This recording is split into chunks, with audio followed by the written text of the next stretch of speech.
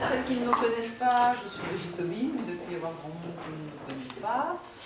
Donc je suis membre créative et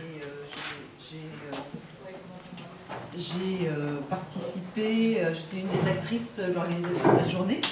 Alors je vais introduire Corinne Aginsa, je ne me trompe pas. Donc Corinne, que j'ai rencontrée en fait en recherchant des personnes qui avaient une envie de créer, enfin en fait elle va raconter son histoire, hein, mais qui a envie de créer quelque chose de spécifique et particulier, je dirais, et elle va décrire ce qu'elle fait. J'ai rencontré Corinne un soir dans Paris. Et j'ai été très charmée, parce qu'elle est charmante, mais aussi charmée par son histoire et par ce qu'elle souhaite faire.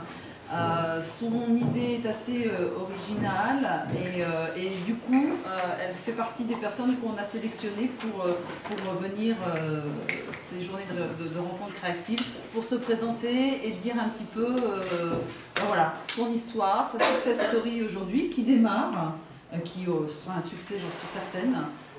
Voilà, donc je vais juste dire ces deux petits mots. Donc Corinne est d'Orléans. Oui. Pour le moment. Tout le temps. Oui. Toujours. Bon, très bien. Voilà. Et donc elle est venue spécifiquement à 50 ans d'Yvelines pour nous. Voilà. Merci à tous, merci d'être venus, merci à l'association créative. Alors c'est toujours un défi. En même temps, c'est toujours une joie aussi de partager un peu. Parce que moi-même j'ai été inspirée, donc peut-être qu'on peut à un faible niveau inspirer les autres. Donc comme l'a dit Brigitte, je suis Corinne Aginsa, j'habite Orléans. Et donc ma société qui s'appelle Pur et Simple by Ace, alors ça marche en français et en anglais, Pur et Simple, spécialise sur le marché français et européen des produits exotiques, des produits excellents et des produits exaltant l'essence. Alors juste pour un petit peu plus définir ce que je fais, je suis dans l'agroalimentaire. Donc quand on parle de produits exotiques, ce sont des produits qui ne pourront jamais pousser sur le sol français et européen. Donc pas de produits de contre-saison. Excellent, eh bien on va analyser l'excellence au niveau des valeurs nutritionnelles des produits. On va aussi analyser les ingrédients. On ne travaille pas avec des produits OGM, avec des gras trans, voilà, tout simplement parce que nous sommes des mamans et que nous faisons attention à ce que nous donnons à manger à nos enfants.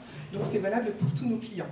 Et puis excellence, c'est aussi au niveau du processus de culture, des fruits et légumes que nous importons, mais également de transformation, la sécurité alimentaire, la traçabilité. Donc on va analyser tout ça avant de sélectionner un produit.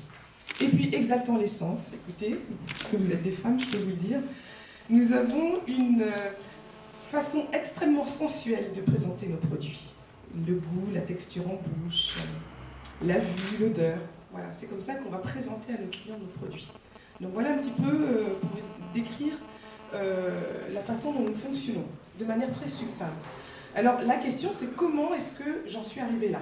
Alors ce que je vous propose c'est de vous parler un petit peu de mon parcours qui m'a permis d'arriver à cette société, de vous présenter un petit peu plus en détail comment nous fonctionnons au niveau organisationnel, parce que c'est le fruit également d'une réflexion, et puis vous dire où on en est aujourd'hui, quels sont nos défis pour 2012, et puis de réserver un petit peu de temps si vous avez des questions, si vous voulez réagir en fin de présentation, eh bien, je laisserai quand même du temps pour qu'on puisse avoir un moment d'échange.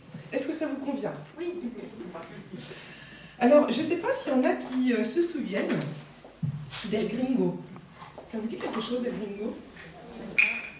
Jacques Vabre, voilà. Donc El Gringo, c'était cet homme qui était il avait un peu le style baroudeur, et il allait sélectionner des cafés pour une célèbre marque de café. Moi, ça m'a marqué cette image, et il y avait la petite musique en espagnol, je sais pas si vous... La la la la, la la la la la la la la, la la la la la la. Alors il y en a, ça leur dit quelque chose. Bon, alors ça, c'est l'image typique de l'importateur traditionnel. L'importateur traditionnel, mes collègues, sont souvent des hommes, c'est un métier extrêmement masculin. C'est souvent des gens de terrain qui vont sur le terrain, qui vont sélectionner des produits. Traditionnellement, ils pressurisent les prix d'un côté et de l'autre côté, ils vendent le plus cher possible pour avoir une marge normale, classique. Et puis, si au bout de 6 mois, le produit ne fonctionne pas, on change de produit. Voilà un petit peu l'image que ça a. Donc, on est dans un secteur extrêmement masculin avec un profil très commercial négociant, avec une maîtrise de la supply chain. Et finalement, aujourd'hui, El Gringo, c'est moi. Donc, je suis mère de famille, j'ai 3 enfants. Sauf que, voilà, il y a beaucoup de choses que j'ai changées par rapport à ce que j'ai expérimenté dans ma vie d'avant. Au niveau de mon parcours académique s'est fait en 3 temps forts. Le premier temps, c'est que quand on me demande au lycée qu'est-ce que je veux faire plus tard quand je serai grande, j'ai dit que je voulais travailler dans le commerce international. Moi, je ne viens pas forcément d'un milieu de ce milieu-là. J'avais un père qui était chef de chantier, une mère qui était infirmière, donc je ne venais pas du tout de ce milieu-là. Et donc, pour moi, naturellement, je me suis dit, tiens, je vais faire langue étrangère appliquée, comme ça, je vais faire du commerce international. Donc, la première étape, ça a été de faire une maîtrise de langue étrangère appliquée. J'ai travaillé quelques années, ensuite j'ai repris mes études.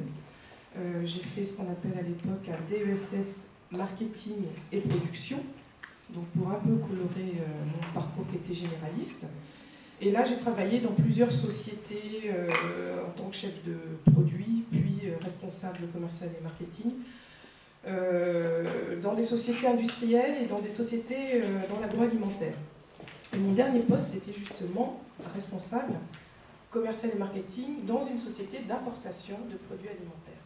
Donc la majeure partie de ma vie, ça a été dans ça. Donc ça, c'est au niveau académique. Au niveau expérience professionnelle, donc comme je vous disais, j'ai toujours été dans un environnement international, toujours à des postes commerciaux, marketing, communication, et la moitié de mon expérience, mes 15 années d'expérience, dans l'agroalimentaire. Donc à chaque fois, j'ai glané des informations, des connaissances, des compétences et aussi un carnet d'adresses qui a fait mûrir petit à petit ce projet.